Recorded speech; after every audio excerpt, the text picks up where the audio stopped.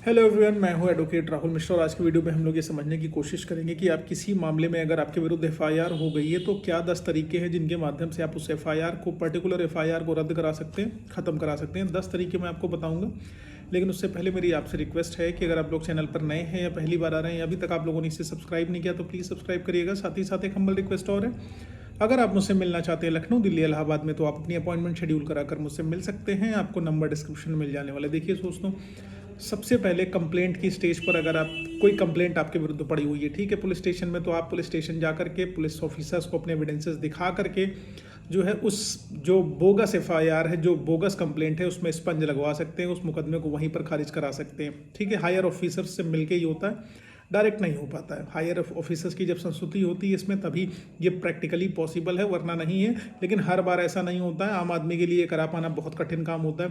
दूसरी चीज़ है, जब अगर आपके विरुद्ध एफआईआर हो गई है तो अगर आपके पास सारे अप्रोप्रिएट एविडेंसेस हैं, अगर आपने एविडेंसेस को जो है प्रॉपरली पुलिस को हैंडओवर कर दिया है थ्रू कोर्ट या अप्रोप्रिएट अथॉरिटीज़ के माध्यम से, तो उसमें जो है एडीसीपी, सीपी और जो है डीएसपी से मिलकर आप जो है इस मैटर में एफआईआर लगवा सकते हैं। इन्वेस्टिगेशन के बाद जब इन्वेस्टिगेशन हो जाए तो एफआईआर लगवा सकते हैं, यानी कि मुकदमे को बंद करा सकते हैं, क्लोजर रिपोर्ट उसमें दाखिल की जा सकती है। अब एफआईआर नहीं लगी आपके मैटर में, उस मैटर में एफआईआर हो गई है, आपको पता है कि एफआईआर नहीं लग सकती है, पुलिस आपके एविडेंसेस नहीं कंसिडर कर रही है, उस कंडीशन में आपके पास तीसरा ऑप्शन क्या है कि आप एफआईआर क्वेश्चन में इमीडिएटली हाई कोर्ट आ सकते हैं।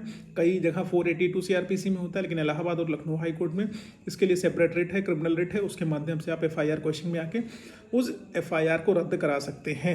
ठीक है, उसके बाद अगर एफआईआर वहाँ से हाई कोर्ट से नहीं रद्द होती है तो आप ऑनरेबल जो है सुप्रीम कोर्ट जा सकते हैं।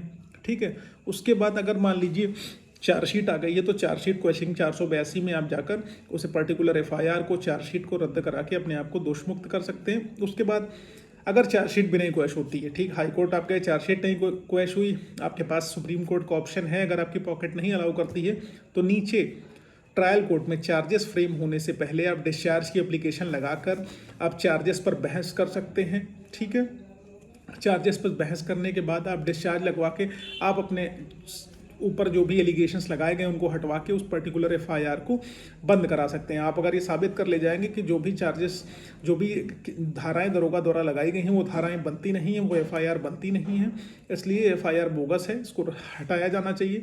तो अगर डिस्चार्ज आपका सक्सेसफुली अलाउ हो जाता है तो आप डेफिनेटली कोर्ट जाके अपने आप को प्रोटेक्ट कर सकते हैं। ठीक है, उसके बाद अगर एविडेंस की स्टेज चली जाती है, आपका डिस्चार्ज में भी काम नहीं बना है, एविडेंस की स्टेज आती है, एविडेंस में अगर गवाह मुकर जाते हैं तो एफआईआर खत्म हो जाएगी। जिन्होंने आपके विरुद्ध एफआईआर लिखाई, अगर वही मुकर गए एविडेंस की स्टेज पर तो एफआईआर वहीं बंद हो जाएगा, केस वहीं क्लोज हो जाएगा, आगे चल के कोई मतलब ही नहीं रह जाएगा उस पर्टिकुलर ट्रायल को चला करके। उसके बाद आपके पास क्या ऑप्शन आता है, जब जजमेंट की स्टेज आती है जहाँ पर आप एक्विटल हो गए, आपके फेवर में सारे एविडेंसेस रहे, जैसे साहब ने आपको एक्विटल कर दिया तो वहाँ से एफआईआर रद्द हो जाएगी, केस क्लोज हो जाएगा।